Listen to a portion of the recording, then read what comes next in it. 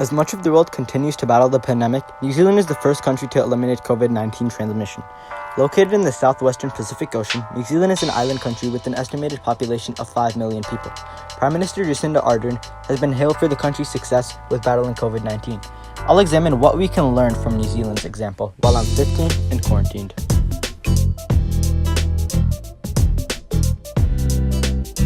Hi everyone, my name is Rachel Blacher, and as Muhammad Ali said, I'm a public health professional. I used to work at the CDC for 12 years and recently moved to New Zealand in January with my family. As Muhammad Ali also mentioned, I published an op-ed yesterday in Atlanta Magazine about New Zealand's approach to coronavirus, which we're going to talk all about today. Exactly. So, how severe was the outbreak at its worst in New Zealand, and what is the number of cases now in New Zealand? So, let me start with the second question first. There are currently 13 active cases in country, and those are actually all people coming in from abroad. So those are Kiwi nationals and residents who are returning from other countries to New Zealand. So for a period of time, we went 28 days without a single case. And at our highest day, I think we had 89 new cases. We never, to the best of my knowledge, never crossed a day of more than 100 new cases. So we had a total of about 1,500 new cases, and once the outbreak was contained, the government and Jacinda Ardern, the Prime Minister, knew that when people would return from other countries, that there would be a chance that they may have the virus. So the country has prepared for this likelihood, as we're now seeing. And sometimes when people arrive, when anyone arrives from outside the country, they are put in a government-monitored hotel for 2 weeks to stop any transmission in country. So that's where our 13 cases are right now. They are in country, but in hotels because they just arrived. So you said that, this is just a follow-up question. You said that there were 89 cases at the most? 89 cases in a single day. In a single day. When was that? Probably mid-April. So the government lockdown occurred on March 25th. So the news around the world was just really all about how the pandemic was growing and spreading. And my memory, and the data can show that we had maybe only 6 or 7 confirmed cases in country at the time. But Prime Minister Ardern took decisive action, understood the data, had several reports with modeled estimates of how bad it could be here, and said we're shutting down. And at that point, the virus was here, and it continued to spread for several weeks, but then quickly came down, and it follows that trajectory that we're seeing in other countries with good containment strategies. It goes up, it comes down. And so that was probably mid-late April, and then by May we were already coming out of it and began to loosen restrictions. So you said that there was a lockdown there, I believe. Mm-hmm. What did that lockdown look like? Was there like schools closed or?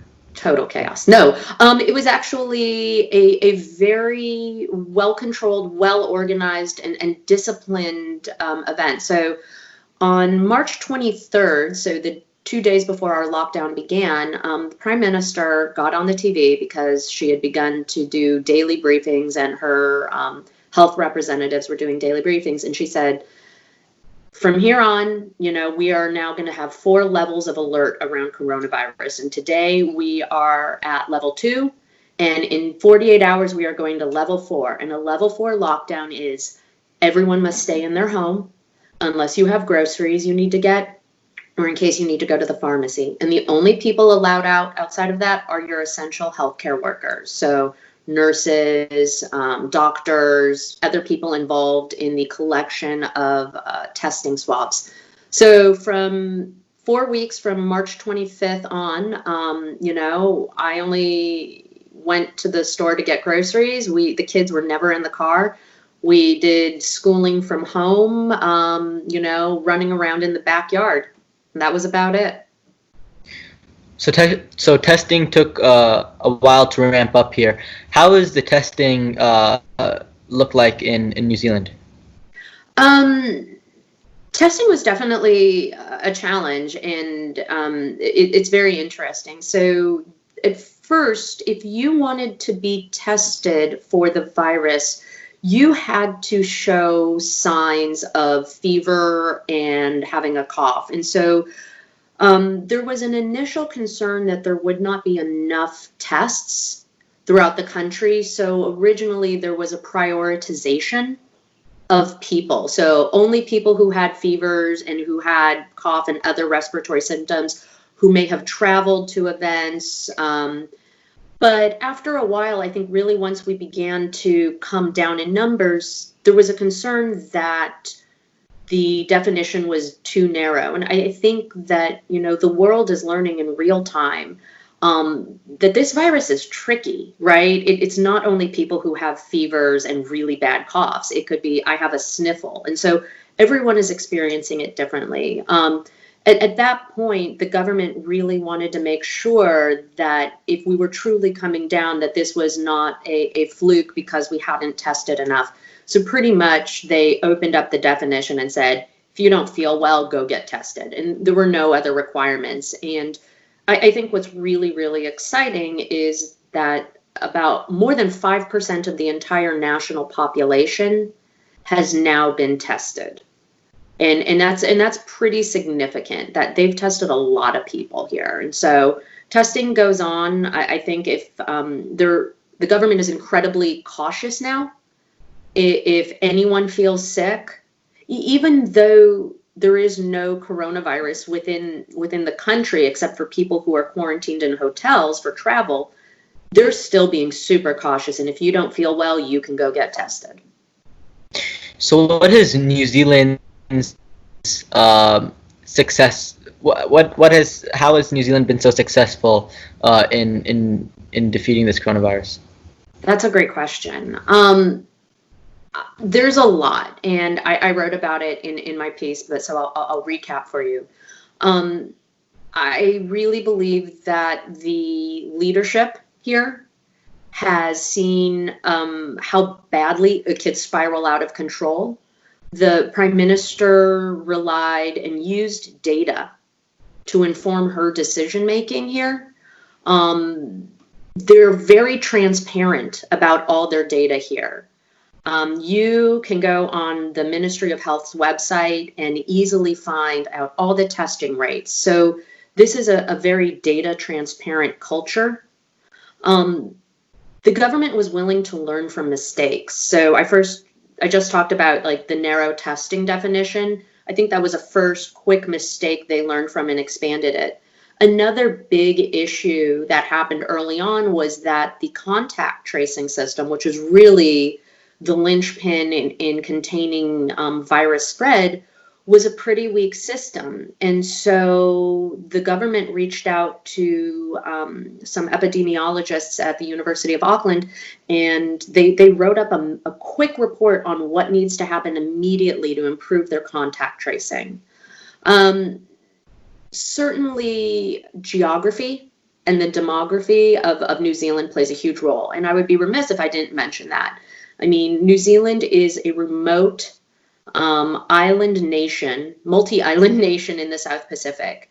I think we're going to see any island nation is going to be able to contain and eliminate the virus better than countries that aren't islands. I think we've already seen that in places like Ireland and Jamaica. It's not going to hold true for all of them. The United Kingdom is a different issue, but New Zealand can easily shut down its borders, which the U.S. can't.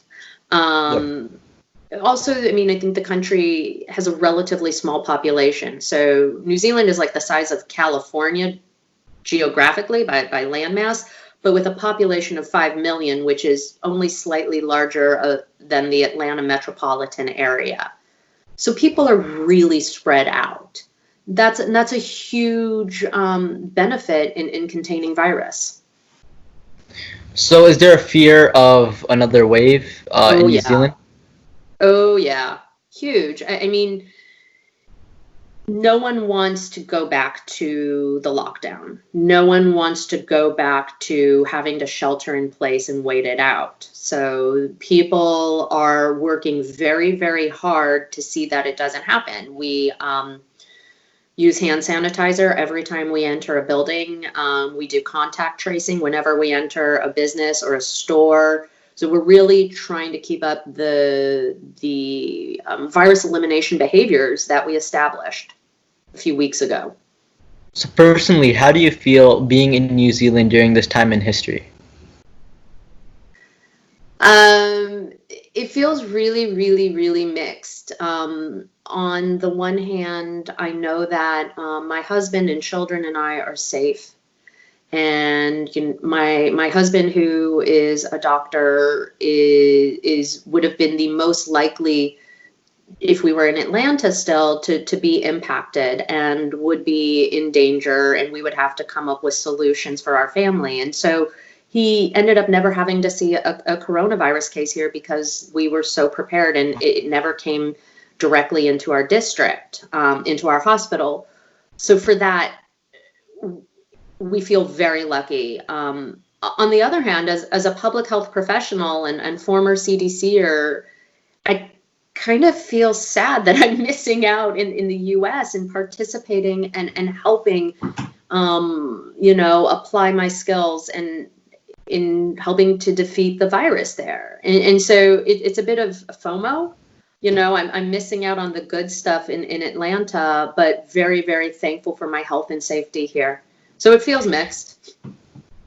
So just a follow-up question. You said that your husband is a doctor. Mm-hmm. Was your husband working through shelter in place? Yeah, definitely. So he would go to work? Yeah, oh yeah, he definitely went to work, and the hospital had established multiple protocols on safety and health, and they had canceled all of their non-urgent clinics to see patients, and they were really only working with patients who had urgent needs. And I mean, he was reduced in the amount of his work because they didn't need him. So were elective surgeries canceled? Because I know in America they were canceled. Okay. So let's talk a little bit about your Prime Minister Jacinda Ardern. Yeah. How has her approach been different than like other countries like the U.S. or countries like U.S. and China or other countries? So this is an incredibly interesting question and something that I'm continuing to read and learn about. I think she relied on data and information. There was no blame casting. There was no, there was no wondering about crazy cures or anything. It was just like, these are the information in front of us. This is what we have to do. I have to protect New Zealanders first. She uses the term team of 5 million because there's 5 million people who live here. So just, she makes it clear that her priority is for the health and well-being of New Zealanders. I think she is well known globally and here as well for being compassionate. When it became clear that New Zealand was going to be taking decisive action, she used compassion and kindness a lot in all of her rhetoric, but in the branding and the communication around COVID that came out of the government, there is frequent reminders to be kind. And, you might say to yourself, duh, that's completely obvious. But if you think about it, this pandemic is terribly frightening. And, when you see people hoarding things like toilet paper, which in one part is really funny, but it's also really based out of a fear that, society is falling apart. And the reminder that we have to be kind to one another and check in the elderly and disabled who may not be able to get out, I think is a special component of what makes Jacinda Ardern really a strong and qualified leader. I can't remember it off the top of my head, but someone recently published an article looking at those countries with female leaders having dealt with the coronavirus versus those countries with male leaders. And I think that it's interesting to see that those countries that have female leadership are trending to do better in eliminating and defeating the coronavirus than those who are led by men. I think we need to be careful before we make any blanket statements that female leaders are better than male leaders, but I think there's a really good thought process that maybe women have more compassion, and really that's something that we need in this very, very scary time. So what are your thoughts on how this pandemic will positively impact society? That's a really big question. I hope, first of all, I hope there really are positive things to learn out of it.